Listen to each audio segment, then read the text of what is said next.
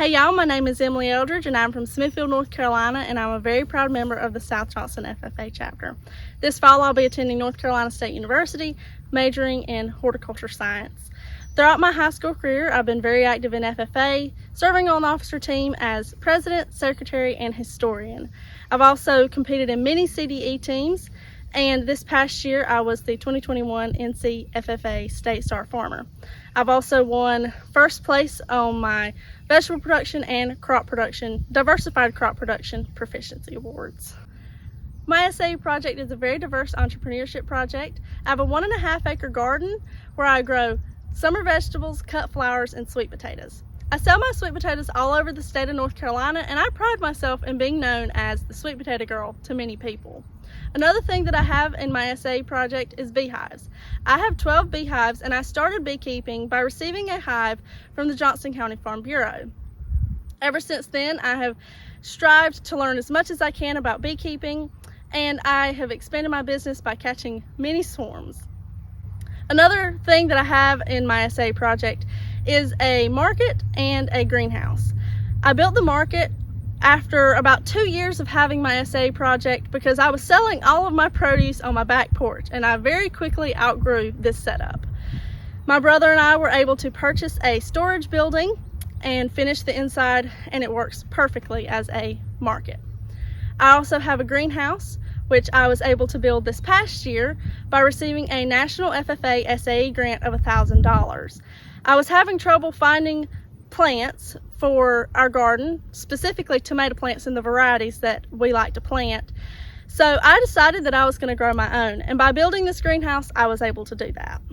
I started my SAE project the summer before my freshman year in high school. My family's always had a garden, and I have absolutely loved gardening. So whenever I was deciding on my SA project for my first ag class, I wanted to do something that I loved doing. Whenever I started my SA project, I did not intend on selling vegetables. I was just growing it for our own family use.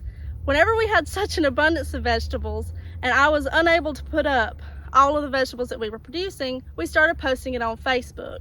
And ever since then, our customer base has grown, and we have a very steady customer flow through our business.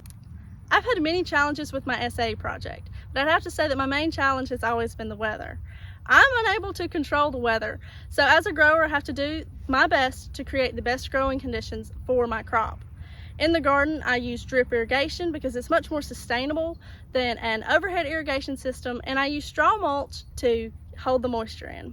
In the sweet potatoes though, I use a ripper and I bust the hard pan so that as the sweet potatoes grow, the roots can grow deeper to access moisture if they need to, if it's a drought, or if it comes a really heavy rain, such as a hurricane, as we've had many years in a row, the water can drain off of the sweet potatoes faster, preventing them from rotting. There are many good lessons that I've learned through my SA project, but I'd have to say that the most impactful lesson would be that you won't get anywhere without hard work. I've always worked hard my whole life, and this has led me to succeed with my SA project. I've learned so many more lessons other than just hard work throughout my SA project. I've learned how to manage money, manage time, I've learned communication skills, and I've built connections with people of the community that will last me a lifetime. Like I said earlier, I plan on majoring in horticulture science, and with my SA project, I've been able to reach out to members in the horticulture field and in the agriculture field and get their expertise on what I'm doing with my SA project to better what I'm doing. Some advice that I'd give an FFA member that wants to start their own SAE project is to just go ahead and do it. I always have had this mentality that I need to learn as much as I can before I start something, but I've actually learned more by doing my SAE project than I would have if I were to just continue doing research. I also would recommend finding a mentor. I have so many mentors in the agriculture industry which have gave me many tips and tricks on how to grow a more marketable product.